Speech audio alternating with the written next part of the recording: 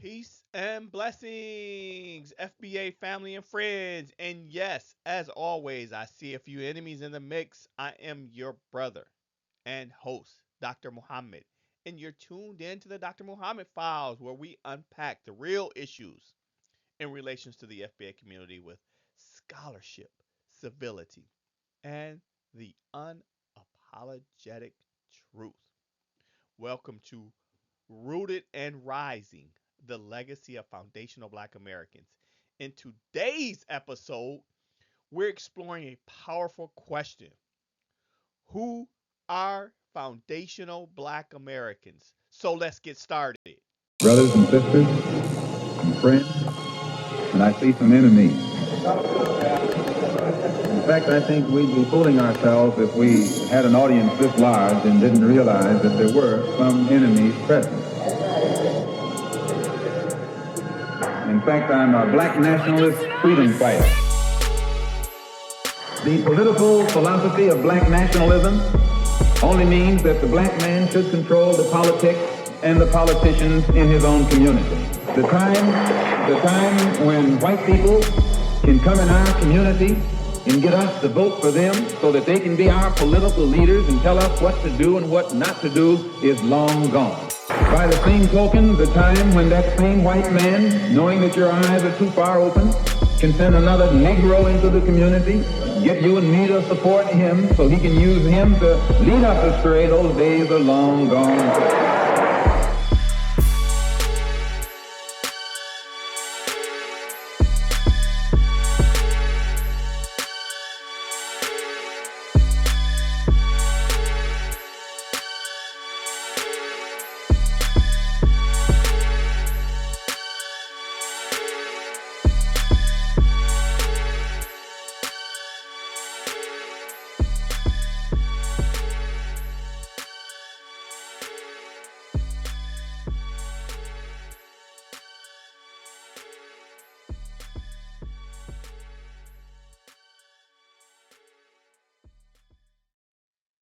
All right, FBA family, friends, and yes, even you enemies, welcome back. Foundational Black Americans, or FBAs. So, who are we? You hear this online a lot. Who are you guys? You FBAs, right? We hear this all the time. We are formerly known as Negroes, colored, the misnomer African American. But that's not who we are. We're not simply descendants of enslaved Africans, as the misnomer African Americans would imply, as I lay out in my dissertation. We are the product of a unique ethnogenesis, a cultural and ancestral fusion of indigenous Black populations that were already here. Yes, there's empirical evidence. You can go look at the empirical evidence that Black indigenous were here alongside the red native communities before the Europeans.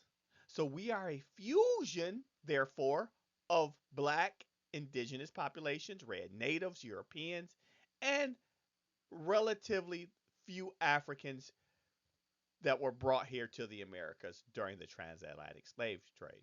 So, again, we are a mixture, ethnogenesis, of indigenous Black populations, red native, Europeans, and some of the Africans who were brought here during the transatlantic slave trade. This blending, however, think about it like this, FBA family and friends. This blending gave rise to a distinct identity rooted in survival, creativity, and resistance. The term foundational Black American builds upon the early concept of the word or the term Native Indigenous Blacks that was introduced by our dear brother scholar Dr. Claude Anderson in the 1980s. This is not something new, the delineation. The reason why we are delineating so much now is because of the 1960s civil rights bill that we pushed to include having African and Caribbeans more more immigration from African and Caribbean countries, that is, as opposed to European, Asian, that the dominant society wanted. So we fought for those more inclusive, if you will, African and Caribbeans to come here. And so now that we understand that a lot of the African and Caribbeans um, don't have the same experiences, and that's okay that they don't have the same experiences. We recognize that now and say, hey, okay, we understand you guys have a different experience that you guys are bringing over here, but we don't want you to so superimpose those cultural identities over the people who were already here, the black melanated people who were already here. So to distinguish this group from red native aboriginals, um, the filmmaker and activist, our dear brother Tariq Nasheed, emphasized the word foundational, highlighting our direct lineage to those whose labor and resistance, right, laid the groundwork for this great country we now call the United States, that everyone is try, dying to come to, literally on rubber inner tubes, dying to come to this great country that was built on the free labor of foundational black Americans. So let's take a look at some powerful examples of foundational black Americans whose lives reflect this unique lineage that we're talking about. But before we give our first example, I want to highlight that not all foundational black Americans have the same mixture. That's what makes us unique as well.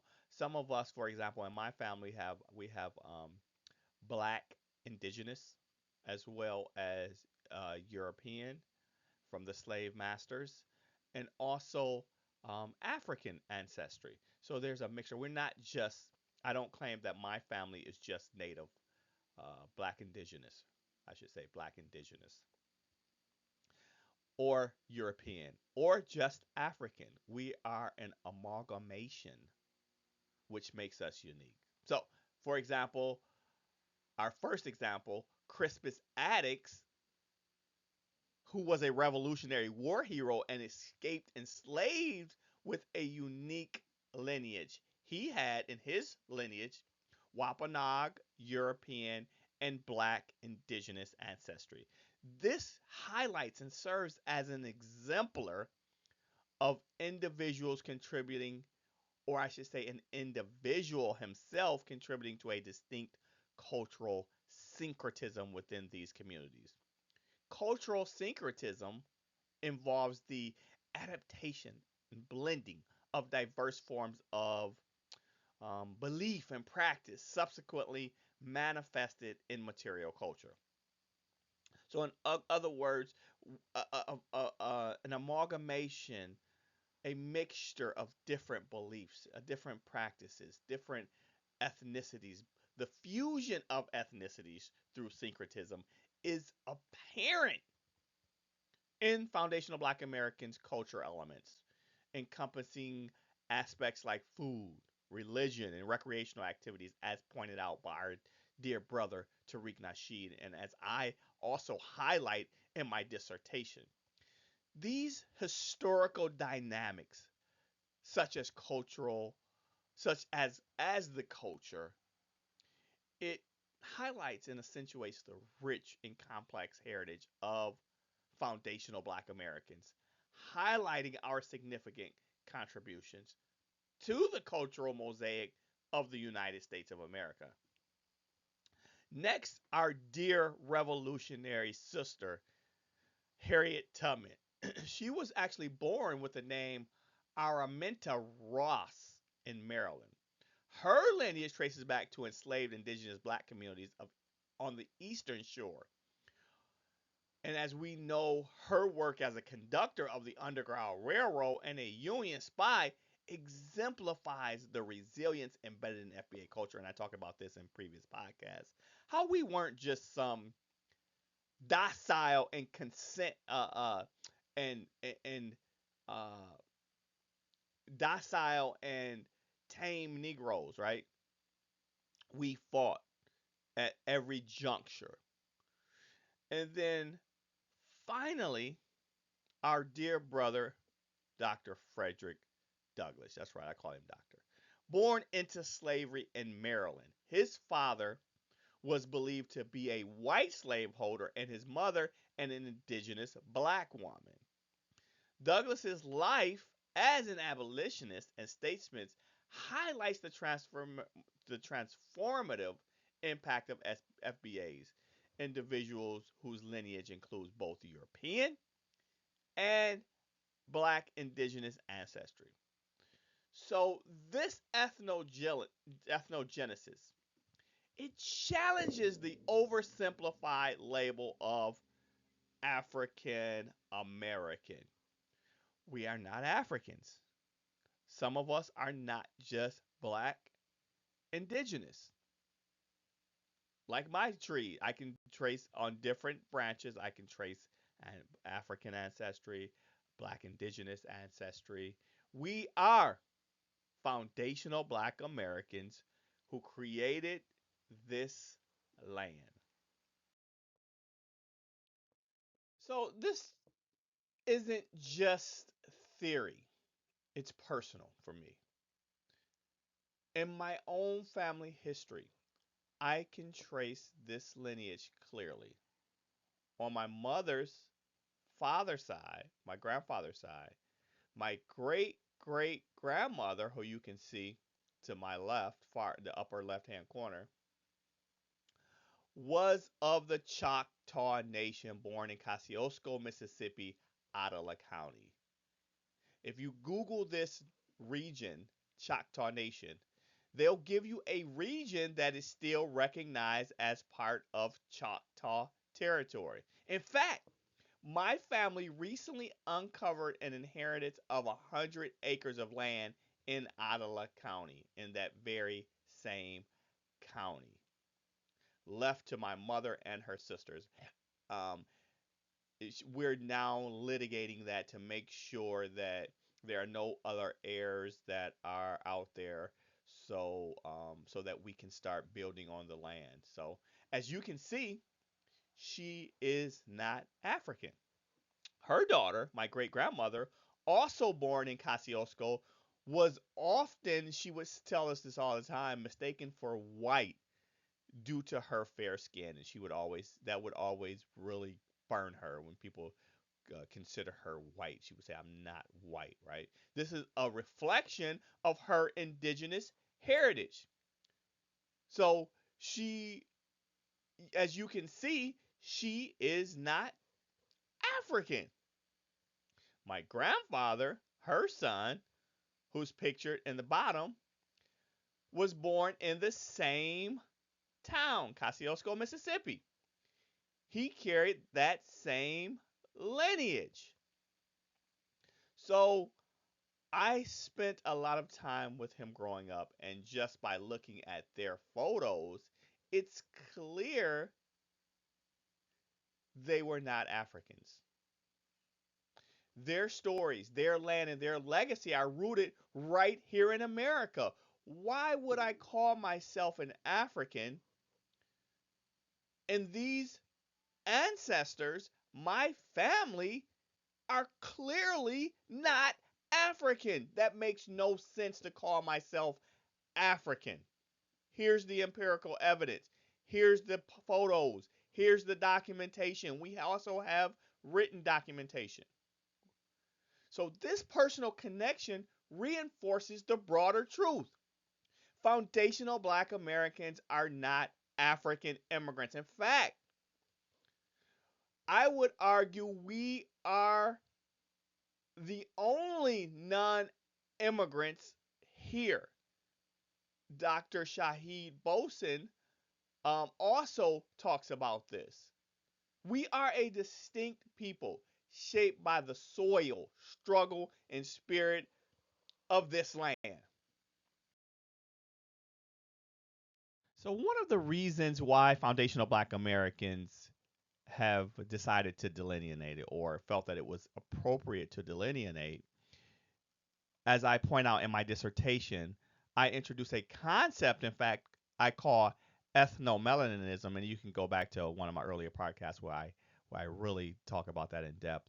It's pretty much a critical lens that examines how shared skin tone is weaponized to obscure lineage and erase the distinct historical and cultural identity of foundational Black Americans in particular.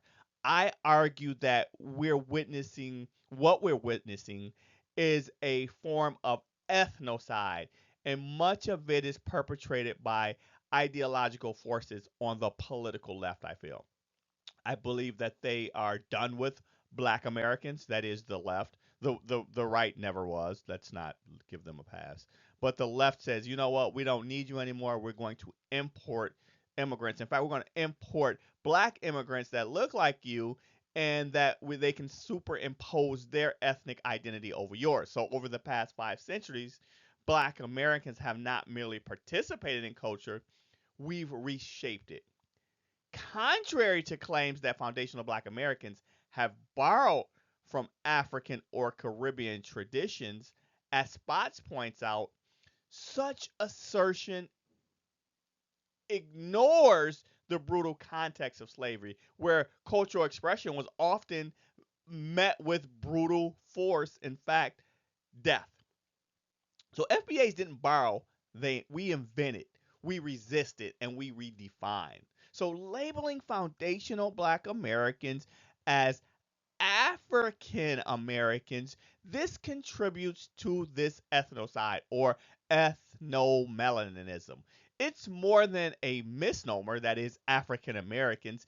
It's a systematic erasure of language, customs, and identity. It really it obscures our foundational role in American history and undermines the unique legacy we've built on this land. So, in my dissertation, I challenge the widespread academic practice of using terms Black and African American interchangeably, right? A habit that erases the ethnic diversity within the Black population in the United States.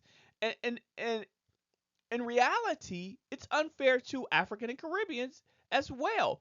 But the difference is they don't let you or let the society forget who they are. They have the Caribbean parades in New York, and they have all these different ethnic um, parades and identifying activities that make sure their ethnicity and their culture is protected and guarded, right? And so what we're saying is we're protecting foundational Black American culture as well. In fact, foundational Black Americans, we reject frameworks like Pan Africanism and Afrocentrism, not out of disregard for global Black solidarity. In fact, foundational Black Americans were the only ones practicing Pan Africanism, and that was the problem.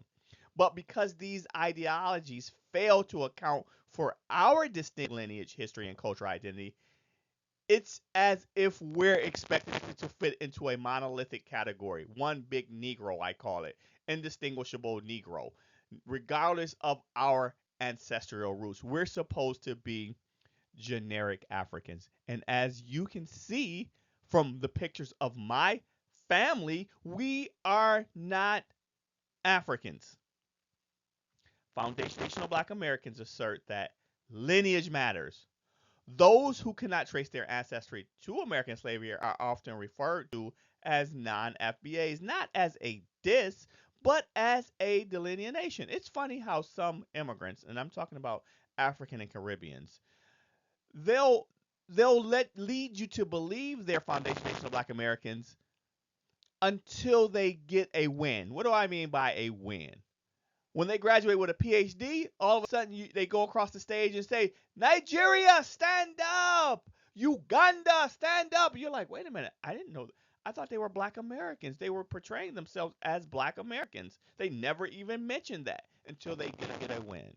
So many within the FBA community, we feel that African and Caribbean immigrants while part of the broader Black experience, they do not fully acknowledge or respect the unique historical journeys of foundational Black Americans. In fact, some of them say we don't have a culture.